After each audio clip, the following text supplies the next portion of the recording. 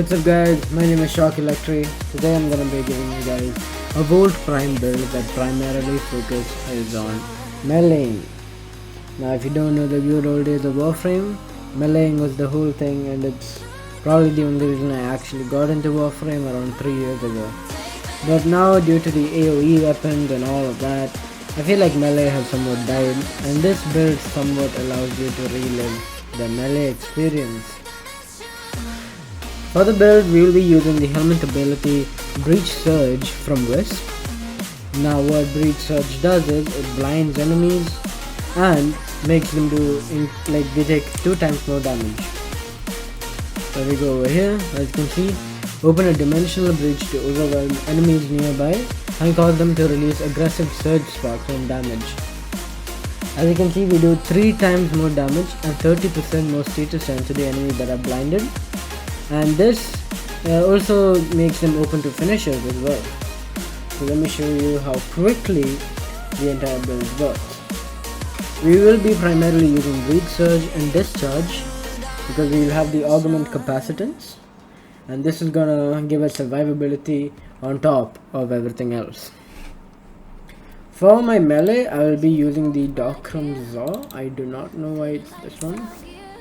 So let me quickly show you guys how the whole build works. Priming enemies is important, so do not forget that.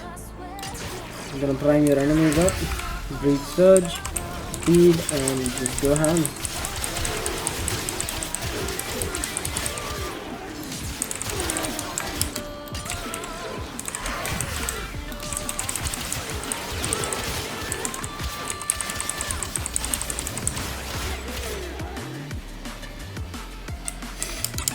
So that's how the build works. It's honestly super easy and super easy to do.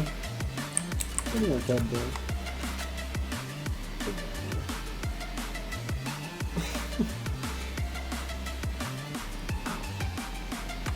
Anyways, I'll be showing you guys the build now. The build is pretty easy. The aura can change. You can put corrosive projection. I just have enemy radar for the utility. In the XL slot we have handspring because I don't really have my prime shear footer maxed out yet, so I'm gonna be using handspring. I have prime flow for the large energy pool, auger reach and stretch to give me 175% range, continuity which you can replace with prime's continuity to give you 55% duration instead of 130. I have natural talent for the casting speed because without casting speed, Breach Surge is pretty slow. So you're gonna need natural talent.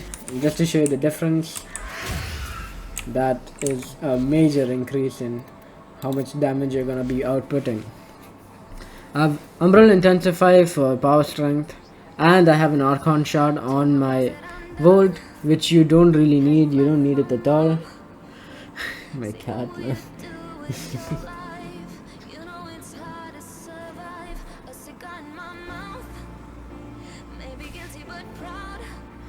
Alright, I have capacitance, the augment, to give me 3% damage that goes into my shields, which makes it really fun. Gives me a lot of overshields, which is really good for survivability. I have rolling guard because, you know, invulnerability, remove status effects. It's one of the best survival mods. For your main arcane, you can go with Arcane Strike, which gives you it gives you 60% more attack speed to your weapons, 15% chance. So you'll be hitting this a lot because you're gonna mainly use your melee. For the primary doesn't matter. You only need it for primarity dexterity for combo duration. Primer, you want to go with the Epitaph if you have it, because one, you don't have to rely on magazine issues because it is a battery thing, and plus it's more AoE, so you want to go with that.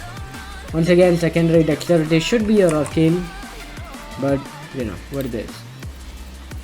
And then Toxin build, this is what I use mainly. I have Exodia Hunt so that my Tempo Royale pulls in enemies. You can use this build with any melee you want, it really doesn't matter. So the whole build is Condition Overload. for the status effects and extra damage, Blood Rush for crit chance, Leaping Wound for status chance, Sacrificial Steel for flat crit chance, Fever Strike is my elemental mod, Berserker Fury for the attack speed, Gladiator Might for flat crit damage, and the 10% critical chance per combo multiplier, and Organ Shatter for crit damage. If you want to use heavy attack, you can use Amalgam Organ Shatter, but I will not be using this a lot. Exodia Hunt on Ground Slam, 50% chance to pull enemies in 12-meter range, which is going to be pretty easy because the forward moving combo of Tempo Real has a lot of ground slams. Bam, bam, bam. So this is pretty much the build. I hope you guys do enjoy this video, but I have another point. If you don't want to use the Docram Zaw, but you want to use another melee like maybe the Guandao Prime, you're gonna need the Arcane, I believe it is Magus Anomaly, because on Transference, within 30 meters enemies are pulled towards the Warframe. So this basically works as an Exodia Hunt, but at the same time this build works with literally any weapon. I will showcase with a Safan Zaw with just a viral build. I'll showcase the build with this.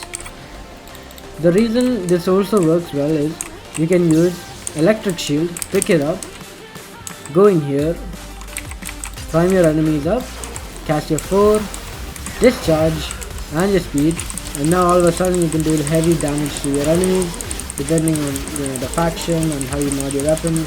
But at the same time it really doesn't matter because you'll be hitting red crits on the weapon, and the melee stuff is good extremely well, and your survivability will be out the roof with the help of, and this is without Breach Surge by the way, so you can already see how easy this build is to use.